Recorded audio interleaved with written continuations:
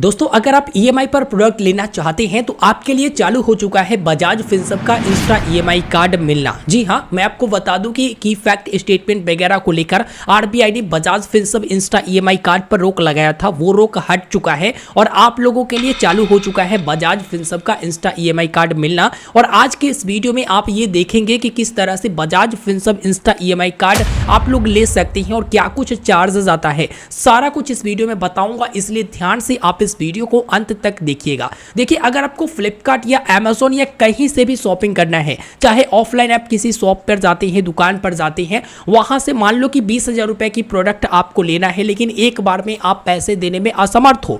आप सोचते हो कि मंथली किस्त में हम इस प्रोडक्ट को ले, जैसे कोई मोबाइल फोन ले रहे हो और आप एक बार में पैसे देने में असमर्थ हो, जैसे 20,000 का मोबाइल फोन है, तो आप सोच रहे हो कि हर महीने में इनको किस्त दर किस्त देते चला जाऊं और मोबाइल फोन ले लूं। तो ऐसे में आपका Bajaj Finserv Insta EMI card मदद करता है कि आप लोग Bajaj Finserv Insta EMI card से कोई भी प्रोडक्ट ईएमआई पर ले सकती हैं। और ये जो ईएमआई देता है ना, वो 0% इंटरेस्ट के साथ देता है, जिसे जीरो कॉस्ट ईएमआई कार्ड भी कहते हैं। मतलब आपसे इंटरेस्ट वगैरह नहीं लेता है। देखिए, ये जो कार्ड है ना, वो जिनके पास क्रेडिट कार्ड है उनको भी लेना चाहिए। क्यों लेना चाहिए? क्योंकि जब क्रेडिट कार्ड पर आप ईएमआई लेते हैं तो अगर आपको नो कॉस्ट ईएमआई मिल रहा है तो बढ़िया बात है। अगर आपको नो कॉस्ट ईएमआई नहीं मिलता है तो उस स्थिति में आपसे जो है इंटरेस्ट चार्ज काटे जाते हैं। ठीक है, नो कॉस्ट ईएमआई मिलता है तब तो ठीक है कि आपको जो है इंटरेस्ट देना नहीं पड़ता है। लेकिन Bajaj Finserv Insta EMI card zero cost card के नाम से भी जाना जाता है। जहां पर आप खरीदारी करते हैं तो आपको जीरो कॉस्ट में, यानी कि इंटरेस्ट आपसे नहीं लिया जाता,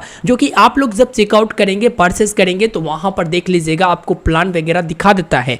तो वहां पर आप देखोगे तो 0% इंटरेस्ट रेट के साथ अगर आपको मिलता है तो आपको इंटरेस्ट देना नहीं पड़ता है। अगर आपके पास क्रेडिट कार्ड नहीं है तो आप लोग क्रेडिट कार्ड लेने को सोचते होंगे और क्रेडिट कार्ड लेने में थोड़ी सी मतलब दिक्कत परेशानी भी होती है कि हाँ, बैंक को आपके ऊपर विश्वास होना चाहिए, तब जाकर आपका क्रेडिट कार्ड अप्रूवल वगैरह होता है। लेकिन ज्यादातर Bajaj Finserv Insta EMI card approve हो रहे हैं। तो आइए इस वीडियो में सबसे पहले जानते हैं Bajaj Finserv Insta EMI card की चार्जेस वगैरह क्या है और किन किन को मिलेगा, सब कुछ बताएंगे और फिर मैं आपको बताऊंगा कि कैसे आप इसे अप्लाई कर सकते हैं। दोस्तों, Bajaj Finserv Insta EMI card apply करने का लिंक मैंने वीडियो के डिस्क्रिप्शन में दे दिया है। उस लिंक पर क्लिक करके सीधे आप इस वाले पोर्टल पर आ जाओगे और यहां पर देखिए, अब आपको 3 लाख रुपए तक जो है इसमें लिमिट मिलता है और नो कॉस्ट ईएमआई पर आप प्रोडक्ट परचेस कर सकते हैं। इस कार्ड को अगर आप लेते हैं ना तो 100% डिजिटल प्रोसेस से आप इस कार्ड को ले सकते हैं और 30 सेकेंड के अंदर ये बता देता है कि आपको कार्ड मिलेगा या फिर नहीं मिलेगा। और जहां तक कि अप्रूवल के बारे में बात करें, मैक्सिमम लोगों का अप्रूवल होता है।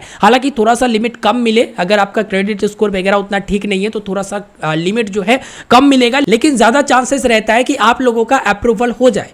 लेकिन ज्यादातर अप्रूवल का चांसेस रहते हैं। यहां पर इंस्टेंट कार्ड एक्टिवेट कर दिया जाता है और आप इंस्टेंट उसका इस्तेमाल भी कर पाते हैं। 1.5 लाख प्लस इनका पार्टनर है जहां पर इस्तेमाल कर पाते हैं और 4,000 प्लस लोकेशन पर आप इसका इस्तेमाल कर सकते हैं। आपको अप टू 60 मंथ का टेन्योर मिल जाता है, यानी कि अगर आप ईएमआई पर प्रोडक्ट लेते हैं ना तो ज्यादा से ज्यादा 5 साल तक जो है आप ईएमआई करवा सकते हैं। जैसे आपने कोई प्रोडक्ट लिया तो आप अगर किस्ती भरना चाहते हो तो 5 साल तक आप लंबे समय तक चुन सकते हो। यहां पर अमेज़न, फ्लिपकार्ट, सारे जगह जो है ये ईएमआई कार्ड चलता है। Myntra, मेक माई ट्रिप वगैरह सारे जगह जहां जहां ऑप्शन मिलेगा आपको वहां पर ये कार्ड नंबर डिटेल देकर फिलअप कर देना है।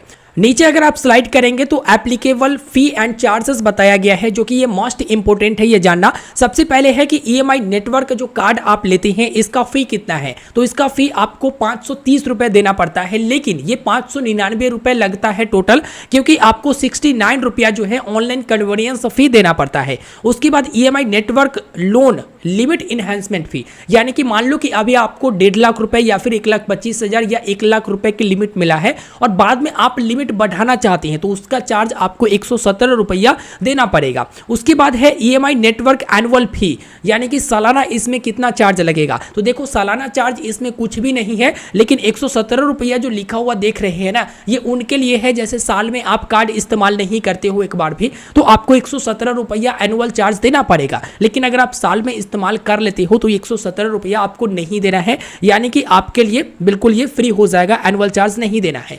इस कार्ड को अगर आप लेते हैं और चाहते हैं कि हमारे घर परिवार में जो सदस्य है उनके लिए भी एक कार्ड हो जाए और हमारे ही लिमिट के साथ उनको भी एक कार्ड मिल जाए, तो यहाँ पर एड ऑन कार्ड की फैसिलिटी भी है, जिसके लिए 199 रुपया चार्ज पे करना पड़ेगा। आप देखेंगे यहाँ पर एडिशनल फी चार्जेस अप्लाई रहेगा अगर आप टाइम से बिल पेमेंट वगैरह नहीं करेंगे। अगर इस कार्ड के एलिजिबिलिटी के बारे में बात करें तो आपको जो है मिनिमम जो एज रिक्वायर्ड है वो 21 वर्ष है और मैक्सिमम 65 वर्ष तक के व्यक्ति इस कार्ड को ले सकते हैं। साथ ही साथ यहाँ पर FAQ दिया गया है, इस कार्ड को लेने के लिए आपके पास आधार और पैन और एक बैंक डिटेल होना चाहिए ताकि आप ई मैंडेट करें और इंस्टेंट आप लोगों का कार्ड एक्टिवेट हो जाए। कार्ड को अप्लाई करने के लिए नीचे मोबाइल नंबर आपको दर्ज करना पड़ेगा, लेकिन इससे पहले मैं टर्म्स एंड कंडीशन आपको बता देता हूं। अक्सर लोग टर्म्स एंड कंडीशन इग्नोर कर देते हैं, ध्यान नहीं देते हैं और इसी टर्म्स एंड कंडीशन में सारे चार्जेस मेंशन होती हैं। अब दोस्तों कुछ चार्जेस जो है टर्म्स एंड कंडीशन में दिया गया है जो अक्सर लोग नहीं बताते हैं और मैं आपको बता दूं कि ये चार्जेस क्या है। तो अगर आप लोन अवेल करते हैं जो कि इंस्टा EMI कार्ड और EMI कार्ड के बारे में बताया गया है, EMI नेटवर्क कार्ड के बारे में,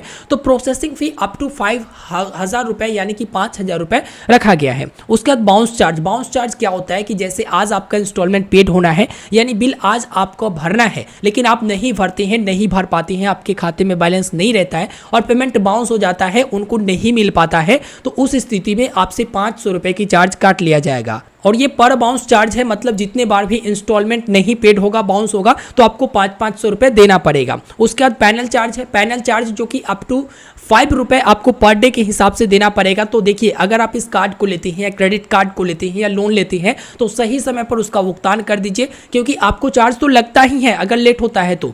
और उसमें भी क्या होता है ना कि आपका क्रेडिट स्कोर, क्रेडिट हिस्ट्री भी खराब होता है।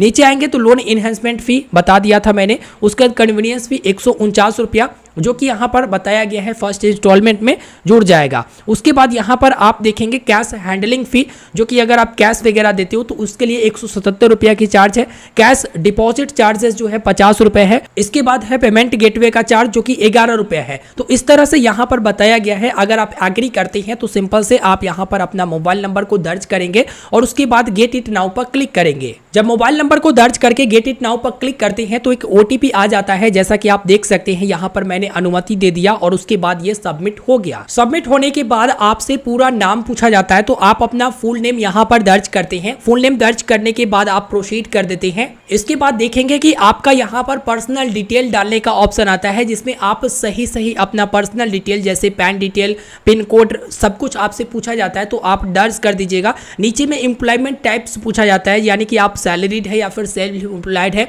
तो आप सेल्फ एम्प्लॉयड है तो सेल्फ एम्प्लॉयड पर क्लिक करेंगे। अगर आप एक सैलरीड पर्सन है तो सैलरीड वाले ऑप्शन पर क्लिक करेंगे। देखिए अक्सर लोग सैलरीड को चुन लेते हैं क्योंकि उनको अप्रूवल चांसेस बढ़ जाता है, तो वो अपने हिसाब से आप देख लीजिएगा कि आपका यहाँ पर एम्प्लॉयमेंट टाइप क्या है। उसके बाद जेंडर को सेलेक्ट करना है, मेल के लिए मेल, फीमेल के लिए फीमेल, और उसके बाद नीचे प्रोसीड बटन पर आपको क्लिक करना है। जब आप प्रोसीड बटन पर क्लिक करते हैं तो तुरंत से बता देता है कि आपको कितना लिमिट यहाँ पर मिल रहा है। जैसे आप यहाँ पर देख सकते हैं 1,25,000 रुपए की लिमिट बताई गई है और यहाँ पर नीचे आपको प्रोसीड फॉर वेरिफिकेशन पर क्लिक करना है। अगर आप इतना लिमिट से संतुष्ट है, लेना चाहते हैं, तो प्रोसीड फॉर वेरिफिकेशन पर आप क्लिक करें। इसके बाद आपसे डिवाइस का लोकेशन के लिए इनेबल करने बोलेगा, तो आप जस्ट आप अलाउ पर क्लिक कर देंगे। इसके बाद आपके सामने यहाँ पर आएगा कि आप अपना KYC जो डिजी लॉकर से है वो पूरा कीजिए। तो सिंपल से आप gate KYC done using digi locker इस वाले ऑप्शन पर क्लिक कर देंगे। इसके बाद आपको अपना डिजी लॉकर लॉगिन करना होता है। जो रजिस्टर्ड नंबर होगा आपका डिजी लॉकर का वो यहाँ पर दर्ज कर दीजिएगा।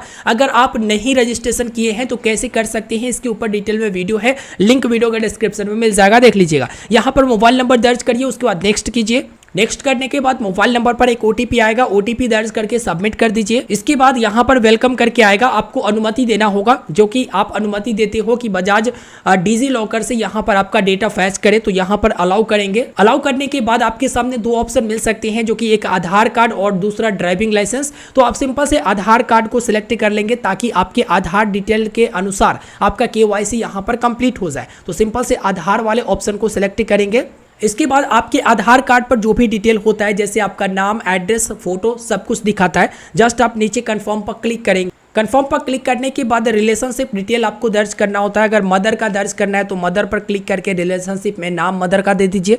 अगर फादर का दर्ज करना है तो फादर का दे दीजिए। स्पाउस का दर्ज करना है, अगर आप मैरिड है तो स्पाउस का दे सकते हैं। तो सिंपल से रिलेशनशिप नाम लिखिए, उसके बाद प्रोसीड बटन पर क्लिक कीजिए। इसके बाद आपके सामने इस प्रकार के इंटरफेस आएगा, पूरा समरी दिखाएगा कि देखो आपको 1,25,000 रुपए का लिमिट दिया जा रहा, लेकिन फर्स्ट ट्रांजैक्शन लोन लिमिट जो दिया जा रहा वो 50,000 रुपए का ही दिया जा रहा। और आपको यहाँ पर ज्वाइनिंग चार्ज 599 पे करना पड़ेगा, जो कि कार्ड की फी 530 रुपए, ऑनलाइन कन्वीनियंस फी 69 रुपए। जस्ट आप यहाँ पर पेमेंट करने के लिए प्रोसीड फॉर पेमेंट पर क्लिक कर देंगे। प्रोसीड फॉर पेमेंट पर क्लिक करने के बाद आपके सामने यूपीआई, डेबिट कार्ड और क्रेडिट कार्ड का ऑप्शन आता है। तो अगर आप यूपीआई से करना चाहते हैं तो यूपीआई वाले ऑप्शन को क्लिक करिएगा, बेहतर सुविधा रहेगा आपका। सिंपल से यूपीआई वाले ऑप्शन को क्लिक करके पे नाउ पर क्लिक करना है। इसके बाद आप देखेंगे इस प्रकार के इंटरफेस आएगा, जिसमें 599 आपको पे करना है। ऊपर में ट्रांजेक्शन आईडी भी आपको दिख जाता है और नीचे में आपको यूपीआई ऑप्शन दिखाएगा, जैसे गूगल पे, फोन पे, भीम, पेटीएम, जो भी आपके पास एप्लीकेशन है सुविधा अनुसार आप चुन लीजिए। जैसे यहाँ पर फोन पे एप्लीकेशन को अगर आप चुनते हैं तो फोन पे एप्लीकेशन में डायरेक्ट लेकर आता है और आपको पेमेंट करने का ऑप्शन आ जाता है। तो सिंपल से अपने बैंक अकाउंट से इसको पेमेंट करेंगे। जैसे ही पेमेंट सक्सेस हो जाएगा इस तरह से बता देगा और रीडायरेक्ट कर दिया जाएगा वापस से वहीं पे। और आपका जो कार्ड है वो डिटेल आपका कार्ड का आ जाता है, जिसमें आपका कार्ड नंबर वगैरह सब कुछ दिखा देता है।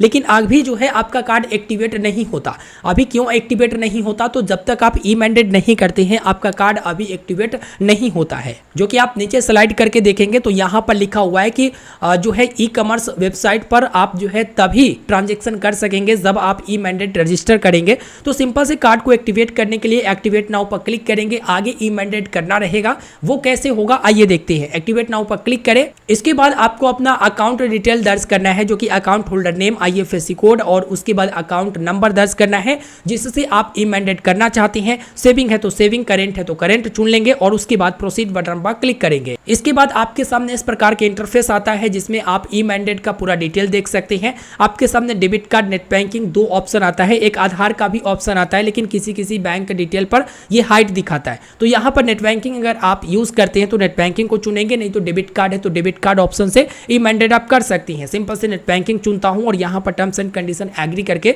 सबमिट पर क्लिक करना है। इसके बाद आपका पूरा डिटेल दिखाता है कि आपका जो कलेक्ट डेट क्या है, उसके बाद कलेक्शन डेट, अमाउंट कितना है। तो 25,000 का यहाँ पर ई मैंडेट हो रहा, जो कि आप देख सकते हैं। अकाउंट नंबर सब कुछ दिखाता है, जस्ट इसको चेक करके उसके बाद सबमिट पर क्लिक करें। सबमिट पर क्लिक करने के बाद एक OTP आता है, जो भी आप डिटेल देते हो, जैसे इंटरनेट बैंकिंग वगैरह का डिटेल देते हो वो सब डिटेल डाल दीजिएगा, जो कि यूजर नेम पासवर्ड से लॉगिन कर लेते हो। उसके बाद लास्ट में एक OTP आता है, जब आप लॉगिन करेंगे तो यहाँ पर एक OTP आप दर्ज करेंगे और उसके बाद सबमिट पर क्लिक कर देंगे। सबमिट करने के बाद इस तरह से अप्रूवल ऑथेंटिकेशन एक बताया जाता है, जो कि आप देखेंगे पूरा के पूरा डिटेल आपका दिख जाता है। इसके बाद आपका ई मैंडेट सक्सेस हो जाता है, जो कि ऑथेंटिकेशन देने के बाद आपका ई मैंडेट सक्सेस हो जाता है और रीडायरेक्ट ऑटोमेटिक करता है, रिफ्रेश बटन वगैरह नहीं प्रेस करना है। इसके बाद देखेंगे आपका ई मैंडेट सफल रहा, जो कि यहाँ पर कस्टमर का नाम, बैंक डिटेल और उसके बाद जो है registration number, registration date, transaction reference number सब मिल जाता है और ऑटोमेटिक कार्ड के यहाँ रीडायरेक्ट हो जाता है। यहाँ पर आपका कार्ड एक्टिवेट हो जाता है सक्सेसफुल, जो कि आप देख सकेंगे।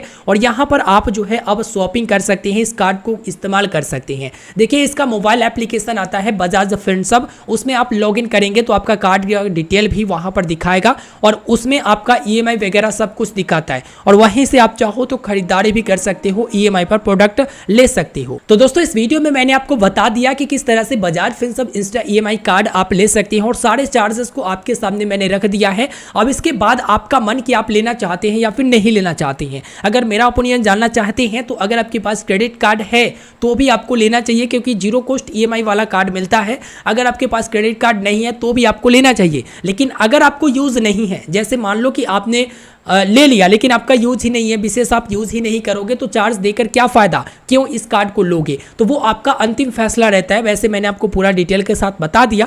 फिर भी अगर कोई दिक्कत और सवाल है तो आप वीडियो के नीचे कमेंट करिएगा। Bajaj Finserv Insta EMI card अगर आप ले लेते हैं तो बजाज फिनसर्व का मोबाइल एप्लीकेशन आता है, उसमें आप अपना अकाउंट लॉग इन कर सकते हैं और लॉग इन करने के बाद जो है उस अकाउंट को यूज करिए। उसमें सारा डिटेल आपको मिल जाएगा कि इतना लिमिट आपने स्पेंड किया है, इतना लिमिट आपका बचा हुआ है, ये EMI चल रहा, वो EMI चल रहा, और वहीं से चाहो तो आप प्रोडक्ट भी खरीद सकते हो। तो सारे के सारा डिटेल उसमें मिल जाएगा। कंप्लीट मैंने जानकारी दे दिया है। उम्मीद करेंगे आपको ये वीडियो पसंद आया होगा। वीडियो को लाइक करके अपने दोस्तों तक भी शेयर कीजिए और वीडियो के नीचे डिस्क्रिप्शन में मैंने लिंक तो दे ही दिया है, अगर आप लेना चाहें तो क्लिक करके जा सकती हैं। बाकी आपका अपना इच्छा। मिलते हैं नए वीडियो में। धन्यवाद। खुश रहे, स्वस्थ रहे।